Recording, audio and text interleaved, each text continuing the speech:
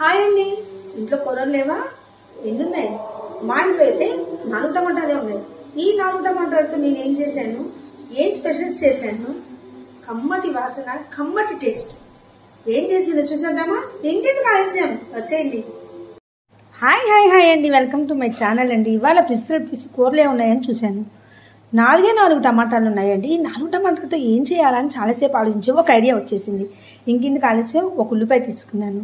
చక్కగా ఉల్లిపాయలు టమాటాలు తానింపులో వేసి ఈ విధంగా ఉప్పేసి మక్కనిస్తున్నాను అనమాట. సో ఇంకో పొయ్యి మీద అయితే ఎగ్స్ పెట్టుకున్నాను అనమాట. ఇది ఎగ్ ఆప్షనల్ అనమాట. ఎగ్ తినను అనుకున్న వాళ్ళకి పన్నీర్ ఉంటే చాలండి, దాన్ని అయితే ఉడకపెట్టగల. నేనైతే ఎగ్స్ అయితే చక్కగా ఉడకపెట్టుకున్నాను. 4 ఎగ్స్, 4 టమాటాలకి 4 ఎగ్స్ లెక్క అనమాట. చిన్న టమాటాలే సైజు కూడా చూసారు కదా. సో ఈ విధంగా అయితే కూర అయితే చక్కగా మగ్గనియాలండి. కొంచెం ఉప్పు కారం అన్నీ వేసి నీట్గా మగ్గనియాలి. ఇదైతే ఉడికిపోయింది. స్టవ్ ఆఫ్ చేసి కాసేపు అయితే చల్లారి పెట్టుకుంటున్నాను. ఈ విధంగా చల్లారి పెట్టుకున్నాక ఇప్పుడు ఏం చేయాలంటే ఒక్కొక్క ఎగ్గు తీసుకుని చక్కగా ఊరికే పగిలిపోద్దండి. ఇట్లా బాగా ఉడికింది కదా, అది ఈలోపు ఇంకొద్ది వేడింది కదా, ఈలోపు చల్లారుద్దాము. ఈలోపు అయితే కూర అయితే ఓపెన్ చేసేసాను నేను. కొంచెం మిరియాల పొడి, కొంచెం లైట్గా, చాలా కొంచెం వేసాను చూసారు కదా, జీలకర్ర పొడి, ఇంకొకటి నా మ్యాజిక్ పౌడర్, అదేంటి చారు పొడి, ఆ 3 కొంచెం వేసేసుకొని ఇంకాసేపు మగ్గనిచ్చానండి. ఏది ఎక్కువ వేయట్లేదు, చూడండి మీరు. సో పొయ్యి మీద వంట చేస్తూ నేను మీతో మాట్లాడుతున్నాను. సో విజిల్ వచ్చేసింది అనమాట. So sorry for the disturbance. So ఇప్పుడైతే ఇలా ఎగ్స్ని అయితే ఈ విధంగా పొట్టు తీసేసుకొని నీట్గా ఒక ప్లేట్లో పెట్టుకుందాము.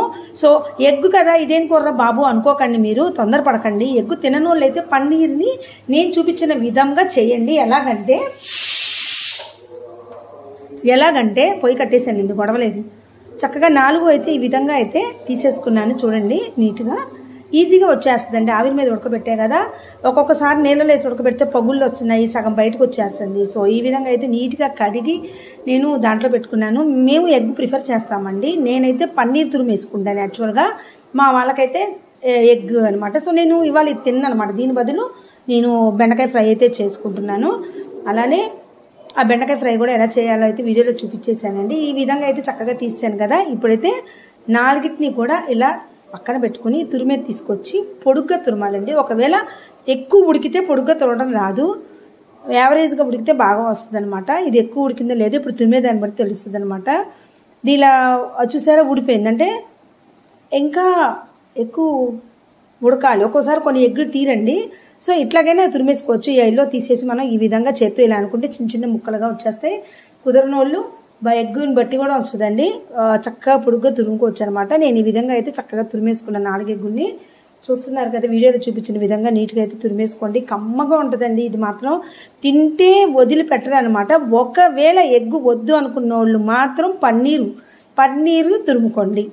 ఓకేనా అండి? పన్నీర్ని చక్కగా ఇలా తురుముకోండి. చూస్తున్నారు కదా, కొంచెం జూమ్ చేసి చూపిస్తే చూడండి ఎలా వస్తుందో. వెయిట్ చేయండి. ఏదైనా ప్రతి వీడియో కూడా నాది చూడండి, లైక్ చేయండి, షేర్ చేయండి. ఫస్ట్ టైం చూసిన వాళ్ళు మాత్రం సబ్స్క్రైబ్ చేయడం మర్చిపోకండి. మీకోసమే నేను ఓపిక చేసుకుని ఇంట్లో పని అవ్వకపోయినా అయినా తప్పకుండా ప్రతి వీడియో చూపిస్తున్నా. కొంతమంది కామెంట్లు బాగున్నాయండి, అలానే పెట్టండి అంటున్నారు. సో ఈ విధంగా అయితే వచ్చేస్తుందండి సన్నగా. ఒక్కొక్క ఎగ్ కింద తీసుకునే, ఎల్లో పోతే ఇంకెంతో రాదు కదండి. సో అందుకని ఇగో చూడండి, ఇప్పుడు తురుముతున్నా చూడండి ఎలా నీట్గా వస్తుందో. ఆ విధంగా వచ్చేస్తుందండి నీట్గా. ఒక్కొక్కసారి ఎగ్గుని బట్టి కూడా అండి పొడుగ్గా కూడా వచ్చేస్తుంది నీట్గా తురుము. ఇది వద్దు అనుకున్న వాళ్ళు పన్నీర్ తురుము అయితే వేసుకోండి, నో ప్రాబ్లం. ఇందులో ఇలానే చేయాలని రూల్ లేదండి. పన్నీర్ తురుము లేకపోతే తెప్పించుకోండి, ఎగ్ తినకపోతే. సో ఎప్పుడు ఇలా కామన్గా టమాటా కూర ఉల్లిపాయ వేసుకుని కాకుండా కూడా ఈ విధంగా కూడా చేస్తే మధ్యలో మీకు టేస్ట్ కూడా అన్ని రకాలు తిన్నట్టు అనిపిస్తుందండి. ఏ కూరైనా ఒకే రకంగా చేసుకోవాలని చెప్పి ఎక్కడ అయితే రూల్ లేదు కదా, మనకు నచ్చిన విధంగా మనం ఎన్నైనా చేసుకోవచ్చు. సో ఈ విధంగా అయితే తురుమంతా అయిపోయిందండి. నేనైతే స్టవ్ సన్నసగం మీద ఉన్నప్పుడు ఇది వేసేస్తున్నాను. అదే పన్నీర్ అయితే ఒక్క 1 మినిట్ పొయ్యి మీద ఉంచాలండి. మళ్ళీ పన్నీర్ కదా మొత్తం విడిపోద్ది అనమాట. అందుకని ఇది ఏదైనా సరే ఇలా పొయ్యి కట్టేసాక కొంచెం ఇలా నేను వేసేసుకుంటున్నాను. వేసుకుని ఒకసారి బాగా కలబెట్టేసి ఉప్పు చూసేసి ఒక గిన్నెలోకి అయితే తీసేసుకుంటానండి నేను. చాలా బాగుంటుందండి, ఒకసారి అయితే ట్రై చేయండి. ఎప్పుడు ఒకే స్టైల్ ఎందుకు, మన గెస్ట్ వచ్చినప్పుడు కూడా ఎప్పుడైనా కూరలు లేవని భయపడక్కర్లేదు. ఈ విధంగా చేసుకుంటే వాళ్ళకు కూడా కొత్తది, మనం కొత్త రకం ఏదో చేసి పెట్టినట్టు ఇది ఉంటుంది, మనకి ఒక తృప్తి ఉంటుంది. వాళ్ళు టేస్ట్ బాగుందని చాలా హ్యాపీగా ఫీల్ అవుతారు. బాగుంది, ఎలా చేశారని కంపల్సరీ అయితే మిమ్మల్ని అడుగుతారండి. ఎగ్గు తినే వాళ్ళకైతే ఎగ్గుతో పెట్టండి, ఎగ్గు తినను అనుకున్న వాళ్ళకి మాత్రం కంపల్సరీ పన్నీర్ తురుముతో మాత్రం ఈ విధంగా అయితే చేసి పెట్టండి.